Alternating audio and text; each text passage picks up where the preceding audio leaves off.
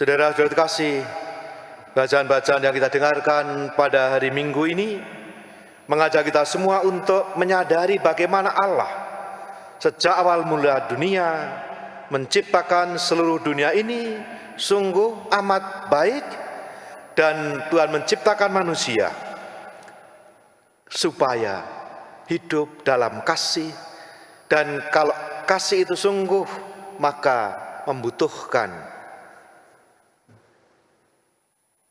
upaya terus-menerus berbagi kasih satu sama lain. Karena itulah Tuhan menciptakan pria dan wanita supaya mereka bersatu menjadi pribadi-pribadi yang bertumbuh bersama, menjadi penolong yang sepadan satu sama lain, dan mewujudkan panggilan Tuhan untuk merawat bumi, untuk membangun dunia ini menjadi tempat yang dipenuhi dengan kasih.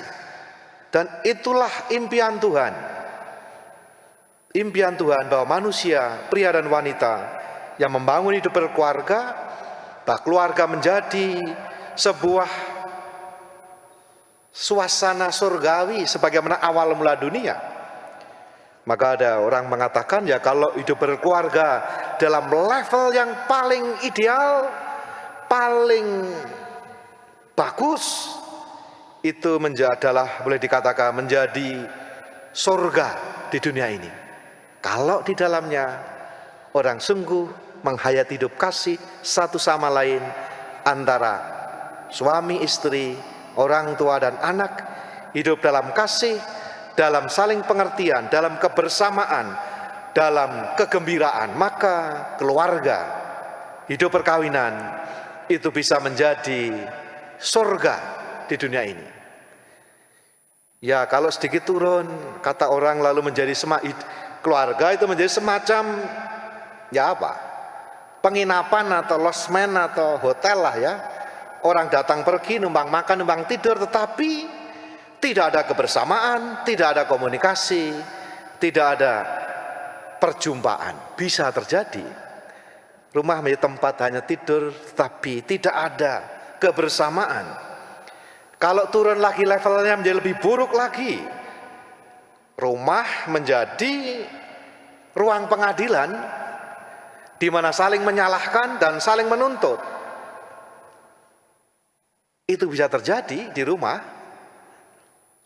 Dan kalau lebih buruk lagi, ya keluarga atau rumah itu bisa menjadi sungguh neraka di dunia ini. Ya tergantung. Tapi kalau sesuai dengan apa yang dikehendaki Tuhan sejak awal mula, hidup berkeluarga, rumah itu menjadi surga di dunia ini. Dan itu tergantung pada kita masing-masing. Bagaimana membangun keluarga, membangun rumah kita masing-masing menjadi tempat di mana semua orang merasa kerasan, di mana di dalamnya ada budaya kasih, budaya damai, budaya tanpa kekerasan. Dan kalau tadi orang-orang Farisi mempersoalkan dan menguji bagaimana sikap Yesus, catatan Yesus itu penting.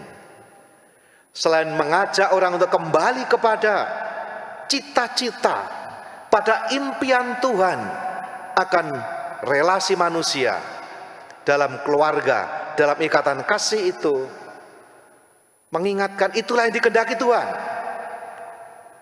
Dan kalau kenapa lalu mempersoalkan soal perceraian, jawaban Yesus ini penting dan menarik. Karena ketegaran hatimulah Musa terpaksa menulis itu. Jadi kalau relasi dalam keluarga, suami istri dalam keluarga sudah sampai pada level ketegaran hati, maka yang memang tidak ada harapan lagi. Yang dibutuhkan sebenarnya semangat yang tadi ditunjukkan oleh Yesus sendiri dalam bacaan kitab pada orang Ibrani. bahaya menurunkan diri, merendahkan dirinya di bawah malaikat supaya bisa menjadi setara saudara. Maka yang dibutuhkan di sini juga adalah semangat keterbukaan hati, kerendahan hati, semangat saling mengampuni satu sama lain. Maka sebuah relasi dapat dibangun dan dikembangkan terus menerus, dan tidak ada jalan buntu. Tetapi kalau orang sudah sampai pada titik yang namanya ketegaran hati, keras kepala, keras hati, maka memang Musa juga nyerah, tidak ada harapan lagi.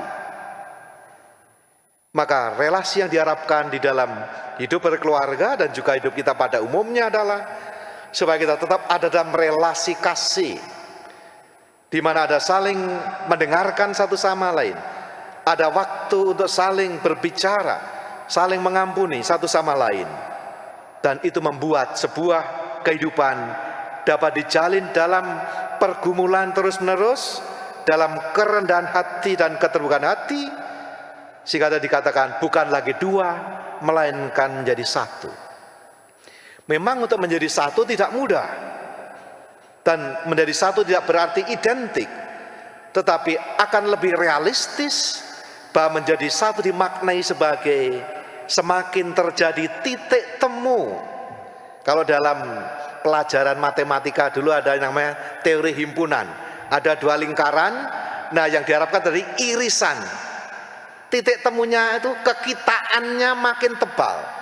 Relasi sebuah keluarga menjadi semakin sehat dan bagus kalau irisannya, titik temunya makin tebal, sementara tetap menyisakan ego tapi tipis. Kalau egonya, kalau ketegaran hatinya makin tebal, titik temunya, irisannya, titik jumpanya, kekitaannya makin tipis, maka memang relasi itu lama-lama ya buyar itu. Kalau dalam lambang dari marriage encounter, ME itu ada gambar dua lingkaran bertemu, ada titik temunya, dan itu ada hati dan ada salib. Simboliknya sangat bagus dalam logonya dari marriage encounter. Dua bertemu, di situ ada hati kasih dan ada salib Kristus. Itulah yang mau dibangun dalam sebuah keluarga. Dan Paus Fransiskus bahkan membuat sebuah surat penting, Amoris Laetitia. Paus menegaskan bahwa salah satu ciri penting dari hidup mengikuti Yesus adalah sukacita.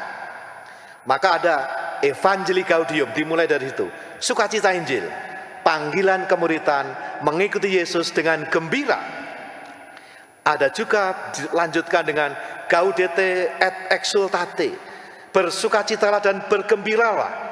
Panggilan kekudusan kita semua, kekudusan tidak lain adalah menuju kesempurnaan kasih, dan secara istimewa menuliskan dokumen Amoris Laetitia, sukacita kasih, panggilan khusus dalam hidup berkeluarga.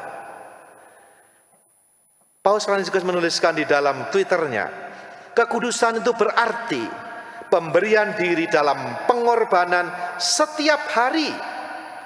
Karena itu hidup berkeluarga adalah jalan yang luar biasa menuju kekudusan. Kekudusan itu berarti pemberian diri dalam pengorbanan setiap hari.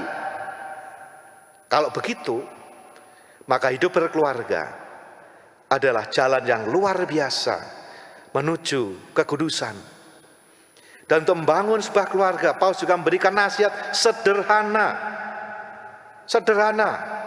Tapi moga-moga itu masih terjadi dalam keluarga-keluarga. Apa itu? Pertama, berdoa bersama. Apakah keluarga-keluarga masih berdoa bersama? Kalau berdoa, saya yakin masih pada berdoa. Tapi berdoa bersama sebagai keluarga, moga-moga masih ada. Yang kedua apa? Makan bersama. Masih ada makan bersama. Kadang-kala makan yang terjadi apa? Makan di tempat yang sama dengan menu yang sama, tapi tidak ada kebersamaan karena semua asik dengan gadgetnya masing-masing.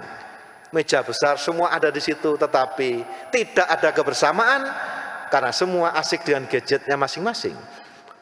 Membangun kebersamaan melalui makan bersama. Dan yang ketiga, Paus memberikan pilar-pilar kebersamaan, berdoa bersama, makan bersama, dan juga Paus mengatakan, ya, waktu bersama keluarga, rekreasi keluarga, liburan keluarga, acara bermain bersama keluarga, relaksasi keluarga, waktu keluarga. Itu ada. Kalau tiga hal ini penting, ini tidak ada, saya juga agak cemas kalau begitu. Padahal sekeluarga menurut Paus Fransiskus adalah sekolah cinta kasih dan persaudaraan sejati. Keluarga adalah sekolah cinta kasih dan persaudaraan sejati. Disitulah dibangun sebuah kebersamaan atas dasar kasih Kristus. Dan Ibu Teresa Kalkuta ketika ditanya apa nasihat Anda untuk keluarga-keluarga, dan beliau nasihat sederhana, kalau engkau sungguh mau mengasihi, kamu juga harus belajar bagaimana mengampuni. Kalau kamu sungguh mengasihi, kamu juga harus belajar mengampuni. Maka mari saudara terkasih, kita mohon rahmat Tuhan agar keluarga-keluarga, sebagaimana juga disinyalir oleh Paus Fransiskus, selama masa pandemi ini, keluarga-keluarga mencoba banyak hal baru. Ada begitu banyak kreativitas terjadi, tapi juga ada banyak terjadi kekerasan domestik atau KDRT. Mari kita berdoa untuk keluarga-keluarga dalam masa pandemi ini. Semoga mereka dapat bertekun hidup dalam damai, dalam kreativitas, dalam kesabaran. Hidup ini kadang juga berat, tapi kita yakin sebagai orang Kristen ini punya faktor K. Faktor K itu adalah Kristus dan kasih. Berat kalau kita tambahkan K di situ, Kristus dan kasih, berat bisa menjadi berkat.